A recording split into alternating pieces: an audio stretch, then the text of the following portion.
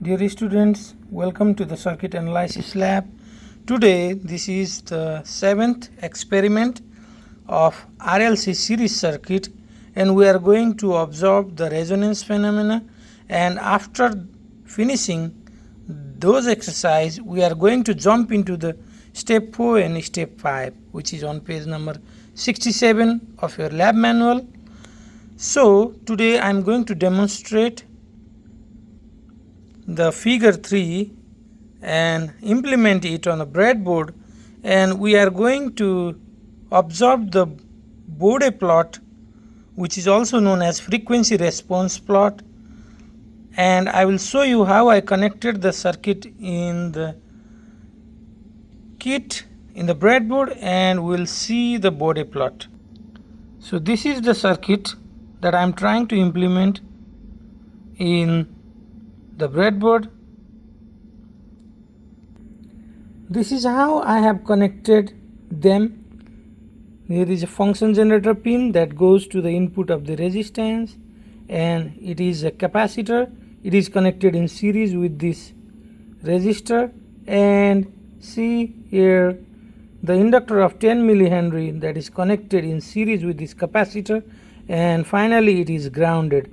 So whenever you connect the circuit in a breadboard, you can bend them like this so that these terminals they remain separated, or they do not touch each other unintentionally. Okay, so let's see how do you observe the Bode plot. To observe the Bode plot, we need to connect some wires from this circuit to the analog input that is mentioned in the kit. So what basically happens is, there is a desktop, and when we give a program from there to run the Bode analyzer, this port needs to get an input from a function generator. So you can see this yellow wire, it is connected to the function generator terminal, and this is connected to the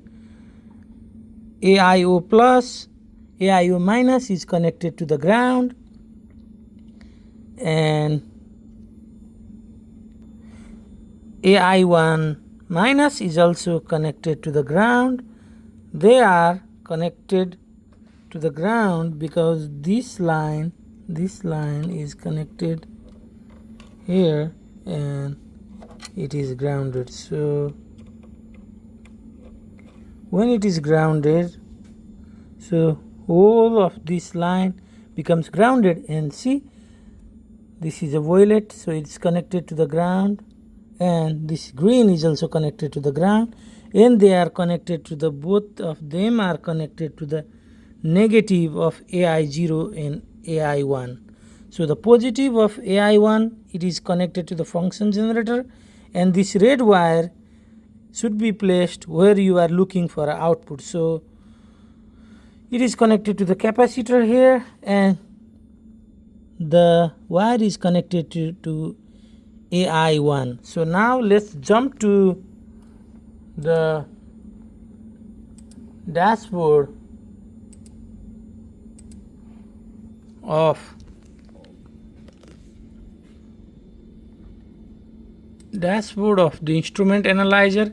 So here you have impedance analyzer, and there are other options, so we'll focus on Bode analyzer. So it's loading.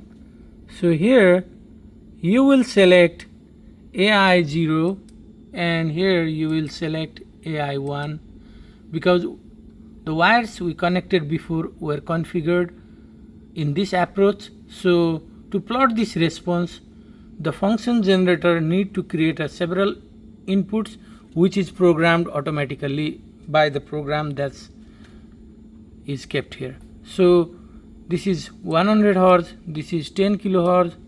So the steps is in how many steps the start frequency reaches to the stop frequency. So there is a peak amplitude, we don't change this. So there are two ways to plot the Bode plot. Generally, since we are taking a huge frequency, a logarithmic plot is recommended. So we run this, And now we can see that the graph is in this nature. So this is a notch filter. So this filter is a notch filter. Notch filter is band stop filter. So what it does is around 5000 Hz the frequency is attenuated. So at these frequencies this filter will not give an output. Instead it will give a very low output, which can also be seen from the phase margin, because from here it was negative and now steeply it rises to the positive. So we'll discuss more in the class. I hope this will give you a little bit of insight to connect the circuit on the fourth action you need to take in the LAB-7. So step